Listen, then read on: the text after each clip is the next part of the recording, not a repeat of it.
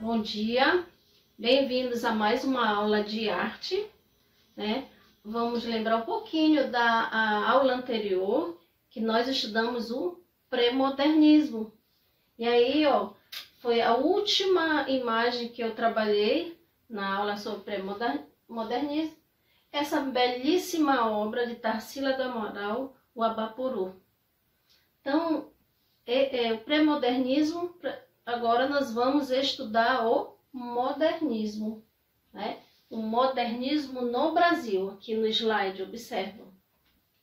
Então, para iniciar sobre o modernismo no Brasil, que é o capítulo 8 do livro de vocês, nós temos a capa do disco Tropicália, né? Que foi um marco no tropicalismo, né? Que deu nome ao movimento.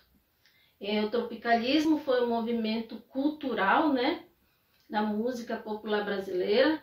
Então nós temos aí como precursores os cantores, temos o Gilberto Gil, temos o Caetano Veloso, né, que são cantores que foram tomaram conta desse movimento, pode-se dizer dessa forma. Então o tropicalismo ele foi uma expressão artística que deu suporte para o teatro, para a dança, para a música, para a poesia. Vejamos aqui um trecho, o início da canção Tropicália, que é desse disco, né, que deu nome ao movimento tropicalismo. Vamos ver o que diz o poeta. Quando Pero Vaz Caminha descobriu que as terras brasileiras eram férteis e verdejantes, escreveu uma carta ao rei. Tudo que nela se planta, tudo cresce e floresce. E o Gauss da época gravou, né? É um trecho da música Tropicália do Caetano Veloso. Então veja, extremamente brasileiro, né? Dando a maior ênfase ao nosso país, porque era esse o objetivo do movimento, mostrar as coisas brasileiras, mostrar o que tem de belo no nosso país, né? Mostrar a nossa arte, mostrar a nossa pintura, porque realmente nós temos uma arte belíssima. E vamos ao contexto histórico deste movimento, né? Primeiro, estávamos numa crise econômica grandiosa, né? País passando por tamanha dificuldade econômica. Também nós temos a revolta tenentista, né? Revolta entre os jovens militares, né? Foi uma revolta muito comentada na época. Outro contexto histórico. São Paulo como centro econômico e cultural. Lógico, gente. São Paulo foi que sediou a Semana da Arte Moderna. Então, lógico que ele seria o centro cultural do país nesse momento. E aí, por fim, a Semana da Arte Moderna, que ela influenciou, pode-se dizer, numa linguagem popular, ela que deu o pontapé inicial para o nosso modernismo brasileiro. E aí, o modernismo, ele tem suas características, né? Como todo movimento, né, tem suas características. Então, vamos ver as características do experimentalismo, né? Fase de experimentação, vai ter de tudo, vai ter algo diferente, né, nesse contexto. Depois nós temos a pesquisa estética. Nós temos também o rompimento com as estruturas do passado, né? Modificar essa arte, aquela arte sem regra, arte sem normas. Então tem que ter um rompimento e mostrar uma nova arte. Depois nós temos busca do original, aquilo que é original do nosso país, a nossa originalidade. Nós temos o nacionalismo, colocar nossa nação em primeiro lugar, aquele nacionalismo exacerbado, né?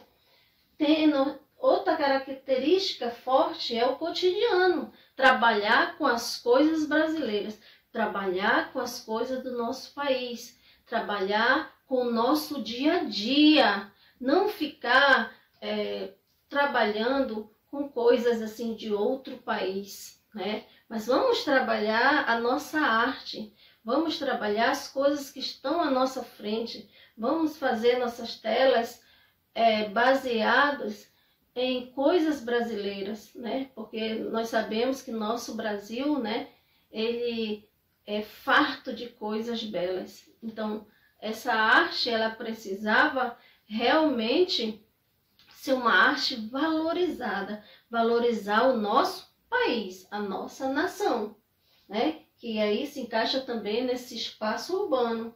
E a liberdade formal, né? Vamos ter liberdade, né? Vamos esquecer os padrões de antes, né? Vamos esquecer um pouco daqueles padrões. Vamos inovar essa arte. Vamos mostrar para o mundo que a nossa arte é bela, que temos grandes artistas dentro da nossa nação, né? Que temos grandes artistas brasileiros. Então, eu começo, né, a falar de modernismo. Vamos ver a consolidação do modernismo na pintura.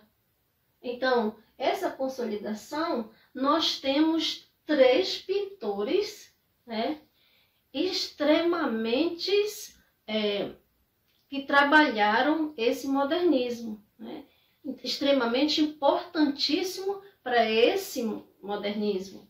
Nós tivemos Emiliano de Cavalcanti, né, 1897 a 1976. Temos o Cândido Portinari, de 1903 a 1962. E temos o Ismael Neri, de 1900 a 1934. Inclusive, o Ismael Neri, pessoal, ele é paraense. Veja só o nosso Pará se destacando, um paraense se destacando na arte moderna. Então, aqui nós temos uma imagem, né, uma obra de arte de Cavalcanti, é denominada Mangue. Então vejam, o de Cavalcanti, ele iniciou a arte moderna, ele foi o que deu o pontapé inicial nessa arte moderna, ele foi o precursor da Semana da Arte Moderna. A ideia, né, partiu dele para essa Semana da Arte Moderna. E após a Semana da Arte Moderna, ele viaja para a Europa, né? Lá ele começa a trabalhar, começa a fazer pinturas, fez uma amizade com Picasso, inclusive ele tem influências em suas obras, né, do Pablo Picasso, e ele depois retorna ao país. Quando ele retorna ao país, aí ele vem com aquela saudade brasileira, né? Pintar o Brasil, trabalhar com as pessoas brasileiras, trabalhar com aquilo que é mais simples no nosso país, trabalhar com, como no exemplo aqui, ó, com o mulato, com o dia a dia dos brasileiros, mostrar o samba, né? O mulato, o dia a dia de cada um brasileiro. Não é dessa forma que ele vem e trabalha com amor esse nosso país, com amor à nossa arte. E aí eu tenho outra imagem aqui, já do Cândido Portinari. Então, lembrado, ainda há pouco eu falei, né, dele.